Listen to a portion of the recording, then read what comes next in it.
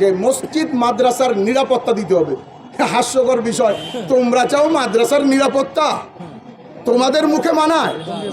তোমাদের মুখে মানায় না। ইজতেমার মুখে দাওয়াত ও তবলিগের সাথীদেরকে ছুরি দিয়ে তাদের পেট ফেড়ে ভুঁড়ি বের করে আর আঘাত করে মাথা ফাটিয়ে তোমরা চাচ্ছ নিরাপত্তা? হ্যাঁ, তবে এক দৃষ্টিভঙ্গিতে তাদের এই দাবিটা আমি যুক্তিযুক্ত বলে মনে করি। সে দাবিটা কি?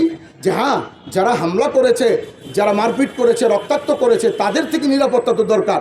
সেই আলোকে আমরা আজকের এই সাংবাদিক সম্মেলনে আমাদের দাবি সরকারের কাছে জানাবো যে যারা এই হামলা করেছে, আপনারা আপনাদের সর্বোচ্চ পর্যায়ের তদন্ত দিয়ে প্রমাণিত করে তাদেরকে দাওয়াত তবলিগের এক বিশেষ ময়দান, টঙ্গীর ময়দান ও দাওয়াত তবলিগের এই মার্কাজ, কাকরাইল মার্কাজ, উভয় জায়গা থেকে তাদেরকে আপনারা সম্পূর্ণরূপে বিতাড়িত করে সরকারিভাবে এই সংগঠন আর সরকারিভাবে এই হামলা ও সন্ত্রাসীদেরকে নিষিদ্ধ করা হোক।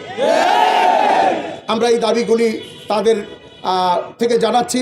এখানে আরও কয়েকটি তারা বিভিন্ন প্রশ্নোত্তর পর্বেও সাংবাদিক ভাইদের কাছে বলেছে যে আমরা দুই পক্ষ না, আমরা তো এক পক্ষই নিজামুদ্দিন অনুসারী, কোনো ব্যক্তির কোনো পক্ষ। আমরাও বলি যে তোমরা কোনো পক্ষই নয়। তার কারণ হলো একজন ব্যক্তিকে অনুসরণ করা, এটা না শরীয়ত এটাকে অ্যাকসেপ্ট করে, না দুনিয়ার আইন কানুন এটাকে অ্যাকসেপ্ট করে। একনায়কতন্ত্র এটা কোথাও চলে না। কেউ রাষ্ট্রের যেমন মালিক না, কেউ তবলিগের তেমনি মালিক না। দাওয়াত তবলিগের এই কাজ খোদা প্রদত্ত কাজ।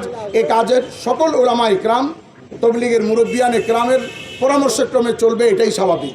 তারা বলতে চায়, তাদের ওই সমস্ত প্রশ্নোত্তরে তারা বলছে যে মিছিল মিটিং এটা তাবলিগের ইতিহাসে নাই, মিছিল মিটিং তাবলিগের ইতিহাসে নাই। তো আমরা তাদেরকে বলতে চাই, তাহলে খুন খারাপি আর হত্যা কি তাবলিগের ইতিহাসে আছে?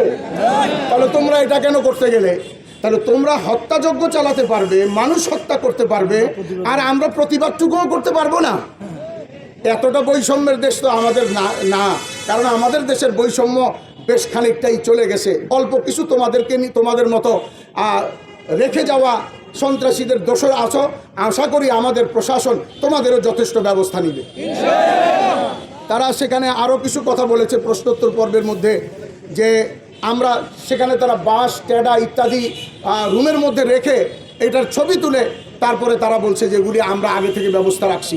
আমাদের সাথীরা সর্বোচ্চ পর্যায়ের কসম খেতে অথবা সর্বোচ্চ পর্যায়ের শপথ নিতে রাজি আছি। তোমরা আসো, এ কথা আমরা তোমাদের সাথে সামনে বসতে চাই যে আমাদের সাথীরা একটা বাঁশ পর্যন্ত সেখানে রাখে নাই, বরং